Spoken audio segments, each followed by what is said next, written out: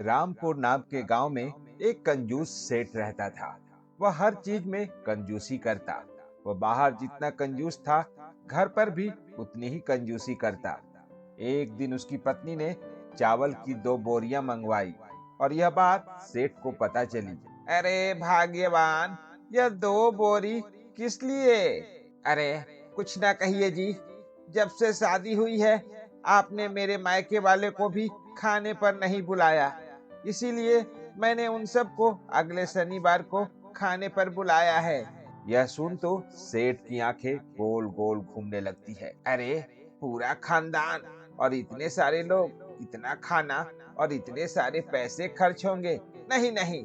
और सेठ सोचकर अपनी पत्नी को कहता है, तुम भाग्यवान, इतना मेहनत क्यों करना चाहती हो?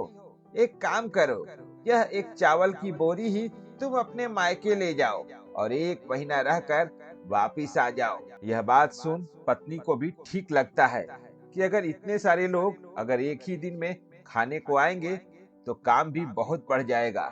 क्योंकि पत्नी भी जरा कामचोर थी, जिसका फायदा उठाकर सेठ ने पत्नी को ही मायके भेज दिया। और सेठ तो बड़ा खुश हुआ कि अब घर में 1 महीने का राशन पानी और पत्नी के जाने से बाकी खर्चे भी बच गए। वह तो अब रोज सिर्फ दाल चावल बनाकर ही खाने लगा। और फिर 1 महीने बाद सेठ की पत्नी फिर लौट आई। देखा जाए तो सेठ की कंजूसी इतने हद तक थी कि खर्चे के डर से उसने एक बच्चा भी नहीं किया था। और इस बात से कंजूस सेठ की पत्नी बहुत नाराज रहती। ए जी, मायके में मुझे सब कह रहे थे कि शादी को इतने साल बाद भी हमने एक बच्चा नहीं किया। मायके में आपको सब कंजूस दामाद कहकर पुकारते हैं। मुझे बड़ा दुख होता है और बहुत शर्म आती है। भला कोई औरत अपने पति के लिए ऐसे कंजूस जैसे शब्द कैसे सुन सकती है? यह सुन कंजूस सेठ सोचता है और फिर सोचने के बाद वह फैसला करता है कि अब उसको एक बच्चा तो कर ही लेना चाहिए। और ऐसे में कुछ ही समय बाद पत्नी पेट से होती है और कंजूस सेठ की चिंता और बढ़ जाती है।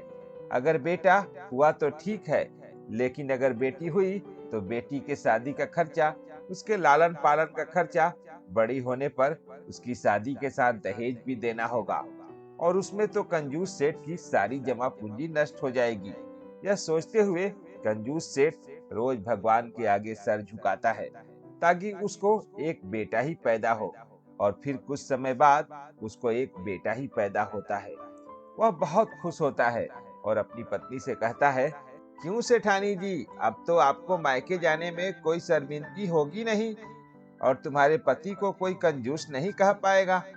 नहीं नहीं जी, शर्मिंदगी कैसी, अब तो मैं अपने लल्ला को बहुत अच्छे से पालूंगी। लेकिन सुनिए जी, मैंने एक मन्नत मांगी थी कि अगर मुझे एक बच्चा हुआ और बेटा हुआ तो मैं सारे गांव वालों को बुलाकर भोज कराऊंगी। अरे ये क्या कर दिया तुमने? अब कंजूस सेठ यह सुन बहुत चिंता में पड़ जाता है और खर्च की चिंता में वह दिन रात नहीं सो पाता। लेकिन आखिर पत्नी ने मन्नत जो मांगी थी तो पूरी तो करनी थी। फिर कुछ समय बाद जब अस्पताल से सेठ और सेठानी अपने बच्चे को लेकर घर आते हैं, उसके कुछ ही दिन बाद कंजूस सेठ के घर में गांव वालों का भोज रखा जाता है। कंजूस सेठ दावत के खर्चे पानी का हिसाब लगाता है तो वह बहुत बढ़ जाता है।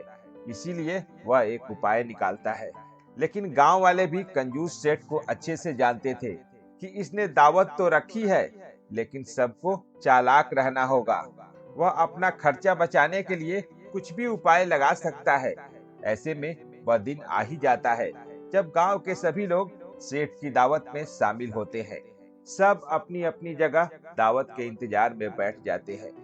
कुछ देर में सबके थाली में सबसे पहले एक एक लड्डू रखे जाते हैं।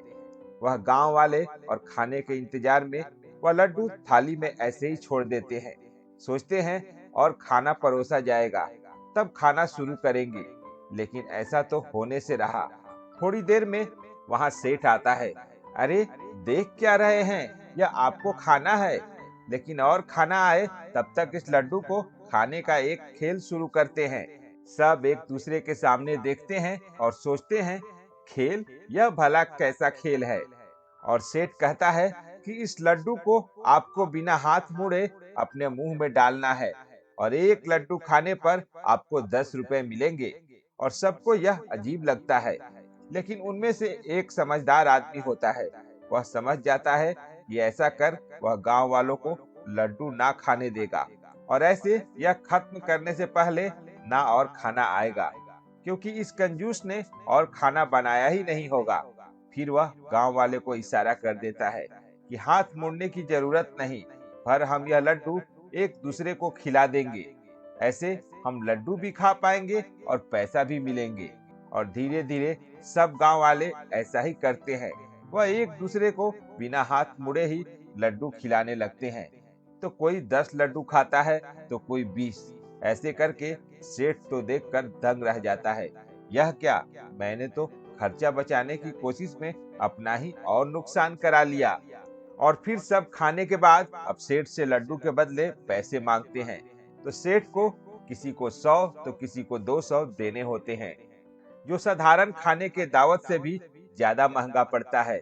अब सेठ की अक्ल ठिकाने आती है कि काश वह ये उपाय करने से अच्छा था कि वह दाल चावल और सब्जी रोटी का इंतजाम ही कर देता, तो इतना महंगा नहीं होता।